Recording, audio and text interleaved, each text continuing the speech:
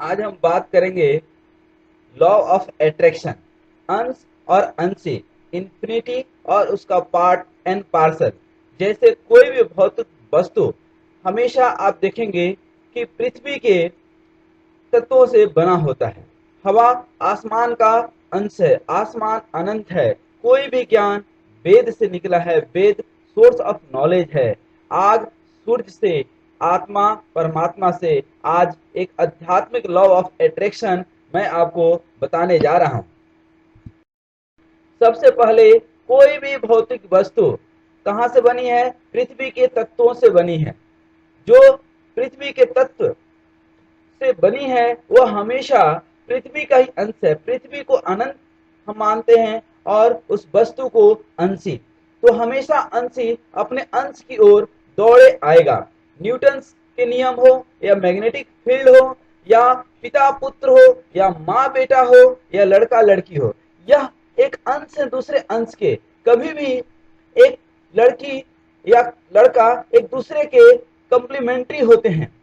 कभी कोई पत्थर आप कितना भी ऊपर फेंकें, वो हमेशा पृथ्वी की ओर ही आएगा। That is the law of अंश एंड अंशी, लॉ ऑफ अट्रैक्शन। कोई भी वस्तु है, जब तक हवा है, हवा में आप उड़ रहे हैं, लेकिन यदि पृथ्वी का वस्तु है तो हमेशा पृथ्वी पे आएगा।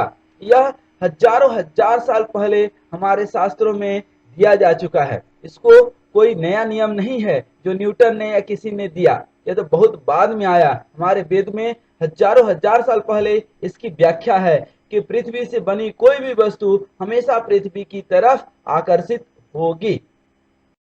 उसी तरह से दूसरा है पानी।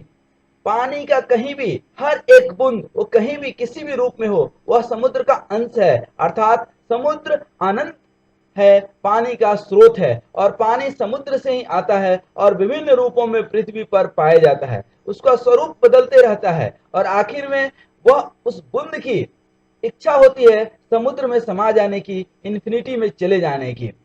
पृथ्वी पर 70% हिस्सा जल का है। जल ही जीवन है और किसी न किसी स्वरूप में वह समुद्र से निकलता है और समुद्र में जाने के लिए तत्पर रहता है। तीसरा हिस्सा है सूरज। सूर्य अनंत अग्नि का स्रोत है। आप कहीं भी अग्नि देखेंगे तो हमेशा वह सूर्य की ओर बहती दिखाई देगी आपको। सूर्य एक प्रत्यक्ष स्वरूप है भगवान के। सारे भगवान आप नहीं देखे होंगे, लेकिन सूर्य भगवान को जरूर देखे होंगे। सूक्ष्म रूप में यही अग्नि जठराग्नि होती है जो हमें शक्ति प्रदान करती है, और यही अग्नि जब ईर्ष्या और जलन की बदबू हमारे शरीर में फैलाती है तो यह पूरा शरीर जल करके, मन और मस्तिष्क जल करके सब स्वाहा हो जाता है। अमावस की रात्रि में चांदनी की कल्पना से कोई लाभ नहीं होता है। अंधकार को दूर करने के लिए दीपक ही जलाना पड़ता है। हमारे जीवन में भी उद्देश्य पूर्ति के लिए कल्पना के साथ कर्म अनिवार्य है, बहुत ही अनिवार्य है। अग्नि कहीं भी हो हमेशा सूर्य की ओर अग्रसर होगी। आप दीपक को आप देखेंगे, हमेशा सूर्य की ओर इसकी अग्रसरता रहेगी, क्योंकि कहीं भी अग्नि है वह सूर्य का अंश है, वह अनंत की ओर जाना चाहेगी। चौथा है हवा। हवा आसमान का स्वरूप है। आसमान अनंत हवा का स्रोत है। हवा हमेशा आसमान की ओर जाएगा। सबसे महत्वपूर्ण है ज्ञान। ज्ञान का सोर्स है हमारा वेद।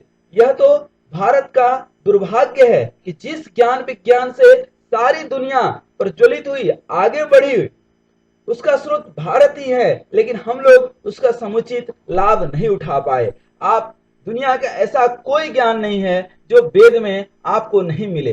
ज्ञान का स्रोत ही वेद है और वेद का स्रोत ही है यज्ञ, तपस्या। जितनी आपको ज्ञान चाहिए वह सिर्फ और सिर्फ असली ज्ञान तो ध्यान से मिलता है। अतः कोई भी ज्ञान की बात करें आप, तो दुनिया में दो ही चीजें, ज्ञान और अज्ञान। अज्ञानी को आप ज्ञानी बना सकते हैं, लेकिन मूर्ख को अज्ञानी नहीं बना सकते। मूर्खता और अज्ञानता दोनों में फर्क है। तो वेद अनंत हैं, ये दिव्य ज्योति हैं जिससे समस्त विश्व प्रकाशमान है। जहां प्रकाश नहीं है वही अंधकार है, अर्थात जहां ज्ञान नहीं है वही अज्ञान है। अतः सभी ज्ञान का स्रोत हमारे वेद हैं, पुराण हैं, शास्त्र हैं, गीता है। गीता इसी वेद का सारांश रूप है। अंतिम है आत्मा और परमात्मा। संसार का कोई भी जीव, चाहे वह मनुष्य ही क्यों न हो, हमेशा ब्रह्म परमात्मा की ओर जाएगा, क्योंकि वह उसका अंश है। आत्मा परमात्मा का अंश है, इसलिए आत्मा हमेशा परमात्मा को उसी तरह से खोजते रहता है जैसे एक छोटा बच्चा अपने माँ को खोजते रहता है।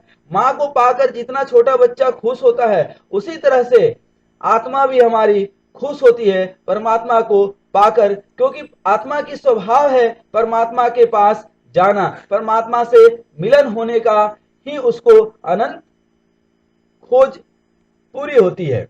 अतः यहाँ पे आत्मा परमात्मा से मिलन हो जाए, इससे बड़ी आत्मा के लिए कुछ नहीं है। इसीलिए व्यक्ति विशेष हमेशा, या कोई भी जीव हमेशा परमात्मा की ओर दौड़ता है, क्यों कि उसका असली स्वभाव यही है।